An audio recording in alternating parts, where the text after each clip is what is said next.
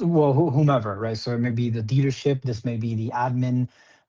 There's kind of two use cases. One, either the individual dealership has the ability to manage their items, or two, the admin gets to manage the items for all of the dealerships.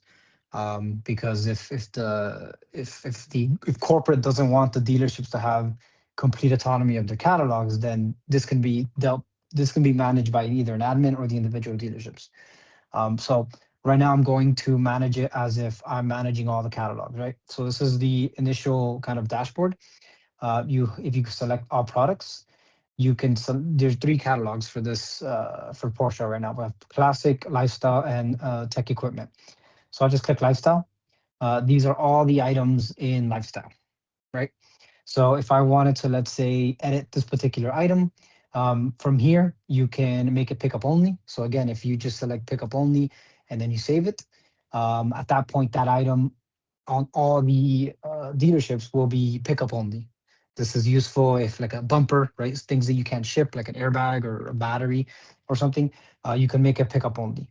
Featured, what featured does, it shows the item on this section here. So right now what I've done is I've gone to like just one of the dealership stores. So if I go Porsche shop, let's say lifestyle or classic, all of the catalogs have a featured section.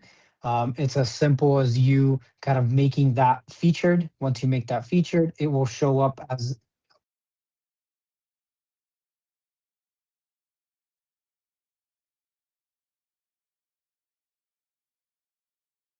correct. Correct. So by default, what it does is it will corporate will have the ability to select feature, right? So then that means that corporate saying you're going to feature all these items in all these dealerships. Currently, we have functionality that if the dealership wants to have their own featured, then they themselves in their admin, they can select their items and it will override what corporate wants. Uh, yeah, so it takes priority. But if they don't set anything featured, then it will just go based on what corporate wants. But okay. Mhm. Correct. By default, it's what corporate wants. If the dealership has overstock on any specific items, they can go ahead and kind of set their own featured. Real quick, I'm going to select this item here. This is just a hoodie, right? This is all the information for this particular hoodie. Description, the name. This is where it shows up, right? So this is shown technically in two locations, in the collection, turbo collection, and in the for him under hoodies. These are notes. This is if you have individual items like media. This is list, cost, and sale price. List is list, retail. Cost is the cost for the dealership. Sale price, if they want to sell it. Right now, you can set up all the items to be cost plus or list minus. But if for some reason you want this item to have its own unique pricing and not abide by cost plus or list minus, you just find the item.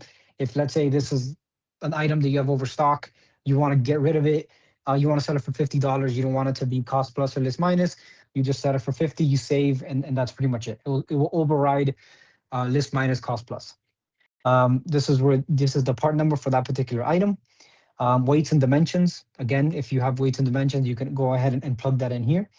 The reason why I chose this item is because this item has variants, right? So this works for an individual hoodie or let's say a bumper, right? Let's say if a bumper has color codes, like there's a red bumper, a black bumper, yellow bumper, based on the color codes.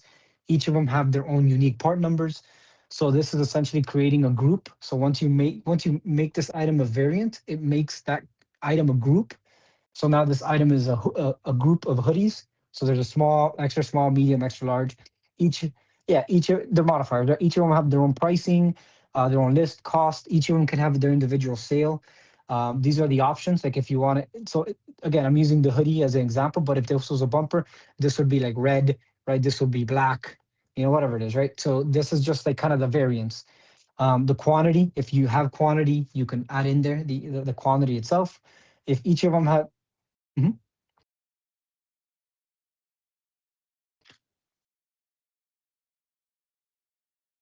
Well, no, that'd be a different part number.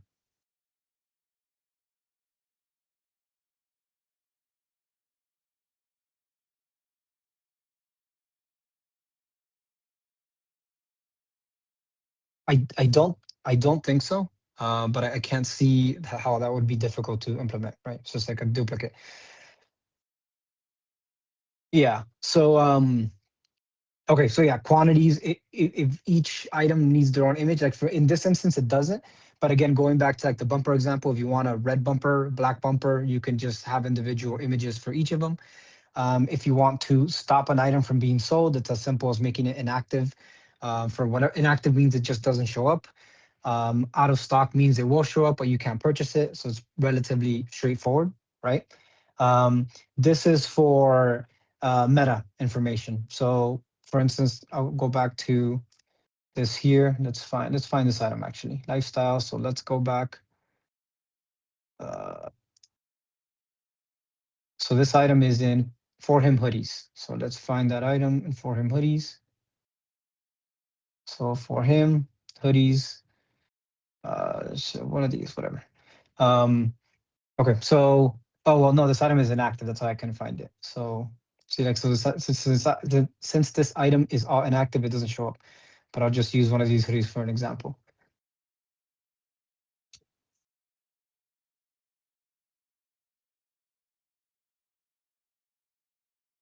Correct, correct. Yeah. So since these items, this is a group. Like if I like these items itself, this has like its own meta information, its own meta description for SEO purposes. You can still have an individual page title, individual description, so you can still kind of have flexibility over the meta information for this individual item. Um, what else is there here? I mean, that's pretty much it. This is kind of how you would manage an individual item. You can set the items individually inactive here if it's multiple. If it's just one item, you can set it as a whole. So I'll get out of here and then I'll select, let's say, let's just look at active items. So this one I think doesn't have any variance. Let's select this. Yeah, see, so this is just one item, right? It doesn't have like a small, medium, large. This is active. This is where the actual catalogs, where the actual items are being shown under motorsports and plush toys. So it's pretty straightforward to manage these items, right? And then again, here you can manage individual catalogs. This is all the classic items. This is all the tech equipment, right? And then this is the lifestyle again. So pretty straightforward. There's a way to import via CSV as long as we have the right format. Um, you can import items and it does most of this work for you, and then you can just go manually and make those changes. If an item's never going to be sold, you can archive it and it'll just move it to archive. You can kind of filter between inactive, draft, out of stock. Draft is cool because you can add items here as you're adding them, modifying them, and then you can continue working on the items and they're not published. Yeah. So that's kind of a good functionality there for draft. And then to create the catalogs, right? So real quick,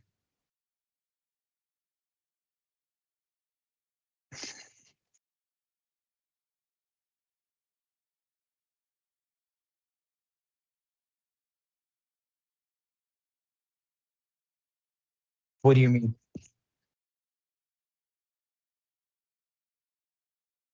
Oh, you're saying items that are on sale, like a way to quickly filter by that. Yeah,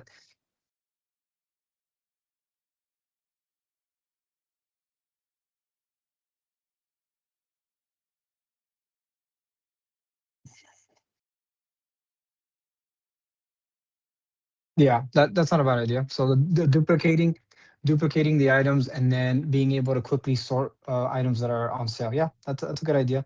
I think for the most part, dealerships right now they have like their own way of managing it. So I think that's why it was never needed. But yeah, I agree to that's a good idea to add.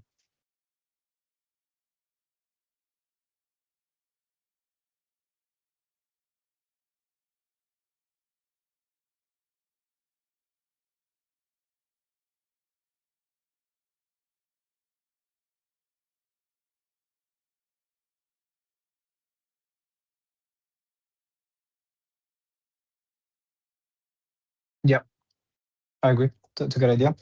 Okay, so real quick, one of the benefits of the management tool is that you can very easily manually create your own catalog, right? So I'm looking here at the front end. I'm showing the front end of the sites. As you notice here, we're on Classic. each of these have options, right? So the 911F has these options. So yeah, the subcategories, right? So real quickly, what I can do is I'll go back to here under categories. This is where you would manage that, right? So if I go into classic, this is where I'm managing what I just showed you, right? So 911F, if I click, if it has a folder, that means there's subcategories in it. See? So this is how you essentially manage all that. The 911F. So again, a quick way to, if you wanted to create a catalog, right? And again, I'm not going to save this because this is live. So if I go add catalog, right? And I hit test, and I put test catalog, right? Right, that added it. So now there's a test catalog down here. So if I wanted, if I wanted to add another catalog, let's say I put here test two. Yeah, I'm sorry, category. Yep. So if I test two, you can very easily just kind of drag it. See? So now I've made this the catalog and this is the subcategory, right? So again, it's very easy to kind of drag and drop these categories. And what I'm doing now is essentially just creating here a test category and then a test drop, a test subcategory. If that, so let me go back and again, once you, mhm, correct, yeah. So a good example, 911F. See how that's category. This is the subcat, but since there's a folder, this has another one. Yeah. So you can kind of drill down and move around what you want here. See? So again, let me go ahead and kind of delete this real quick. Just give it a second here. All right. Delete this steering wheel, delete this as well. Test two.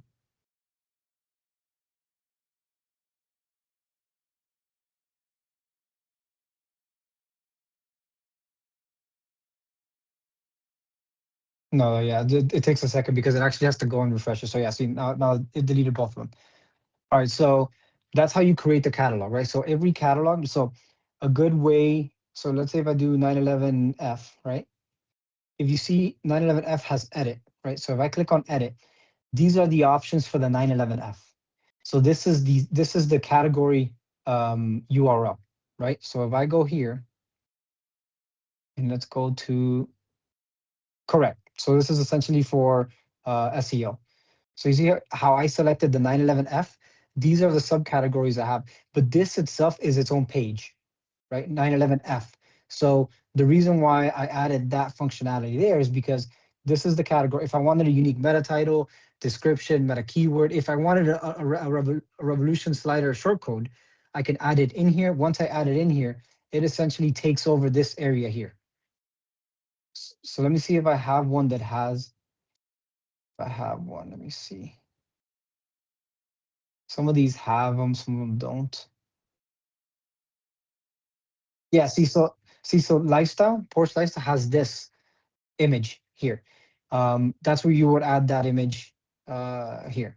So if you had, these are individual banners, and it's essentially just like a sliding banner. Or like I said, if you add a revolution, a slider revolution code here, it takes that over.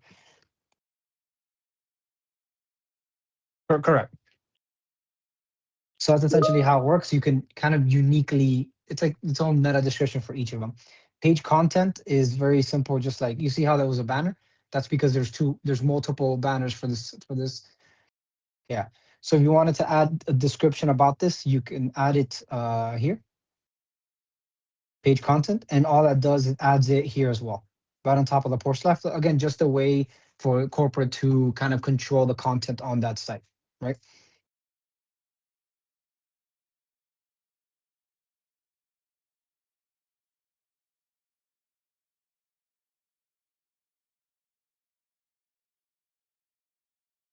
Mm-hmm.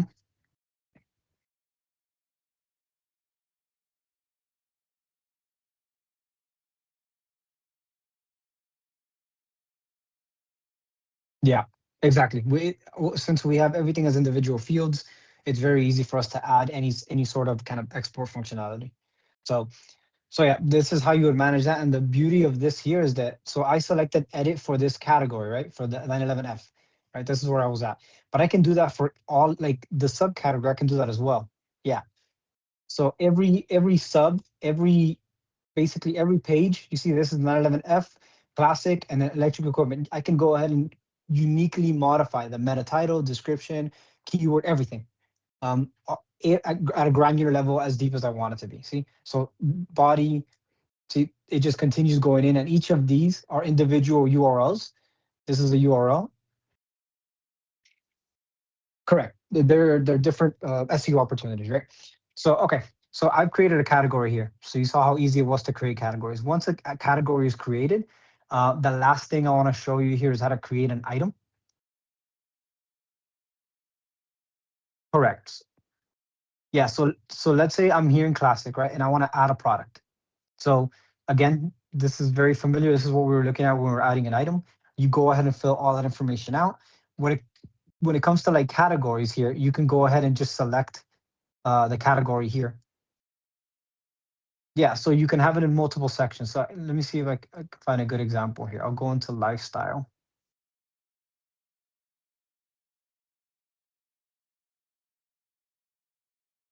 Exactly, exactly. So going back to this first example, this hoodie is the turbo collection, right? So that's this hoodie is a turbo collection hoodie, but it's also we also have a for him hoodie section, right? So it exists in both of these options. So if I go back to all products and I create add a product, here you can select based on the categories that we created earlier. So if I do, let's say, I don't know, lifestyle, right? And I go here, home, you see? So lifestyle home, what I've done is this is a category that exists here. So under lifestyle, we have all of these options, right? Masterpiece, watches, iPhone cases, home.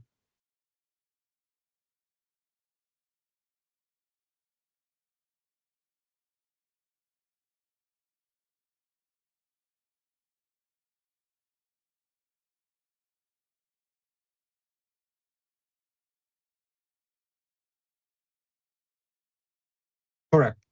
Yeah. So correct. Yeah. That's essentially how we manage all of Classic, right? 911. This could if there was like a 911 EV and 911F, you can either have individual ones or you can have 911, then you can have here 911F, EV, whatever, right? So you can use this as a fitment guide essentially. And again, since you can add multiple fitments, so for instance, lifestyle home, because that was one of the options. Actually, I select that. Now it's lifestyle home. Now let's do lifestyle like iPhone cases, right? So see, now we know that this item, let's say I was adding, Scott's item or whatever, description. Once I add it, once I fill all this information out and I save it, it's going to show up in the home under lifestyle and in iPhone cases for lifestyle as well. So you're able to very easily um, select the subcategory that you want this item to live on, basically. And it's just a matter of saving the item and it's live.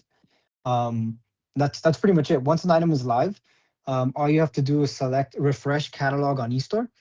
Once I select that, it basically applies all your changes across every single catalog for every single dealership. If we had an API, we would push.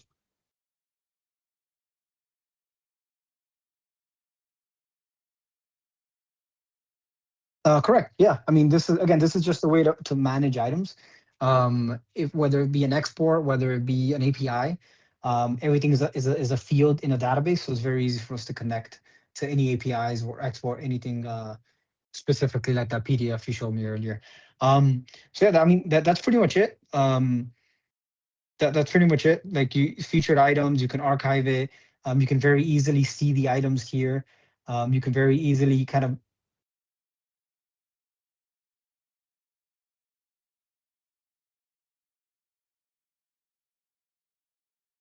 Mhm.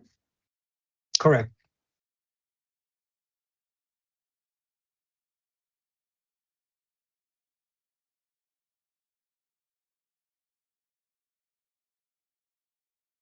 Mhm. Oh yeah, if you add a sale price. if you had a sale price here, we can very easily add very quickly like a date or like a calendar picker. So then at that date, it will automatically revert back to like it'll remove itself. Correct. There's options that if an item is if an item is out of stock, you can mark like if you put a quantity here, you can mark the item out of stock when the quantity is depleted. Um, you can also not do that, meaning if an item is popular and it goes out of stock, you can still continue selling the item, right? Because if the dealership knows they're able to source the item, they can just drop ship it or let the dealership let the customer know that the item's not in stock, but they can still purchase it and they can manage that internally.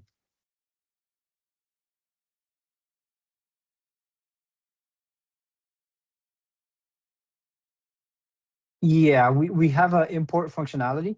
We have a template, right? That as long as the CSV is followed, you can you can import it via our import functionality.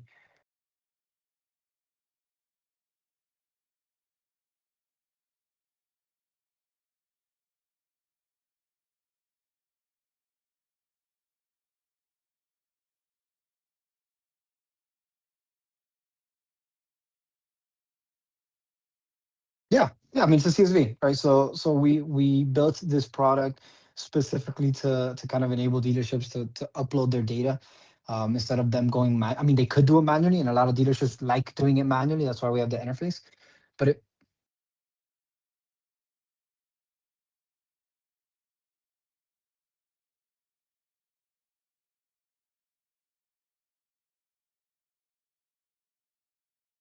what do you mean? Say that again.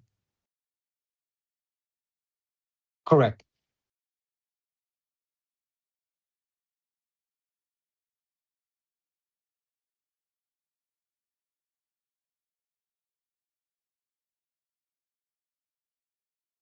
So if so, this is a dashboard that they can manage all of their dealerships, right? Like this is where they manage everything for their dealerships.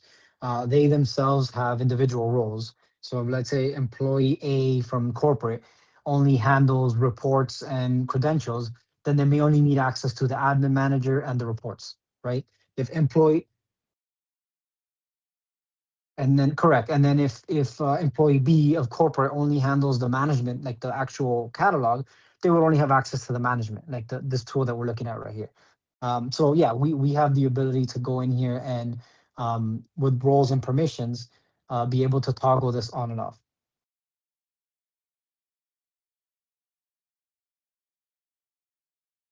Yes, we do have the super admin has access to logs. So if employee A goes in here and makes a change to the dog collar at 5:01 p.m., whoever has access to the log can see that employee A made those changes and when those changes were made. Correct. Yeah, it is timestamped. Yes. So, all right, cool.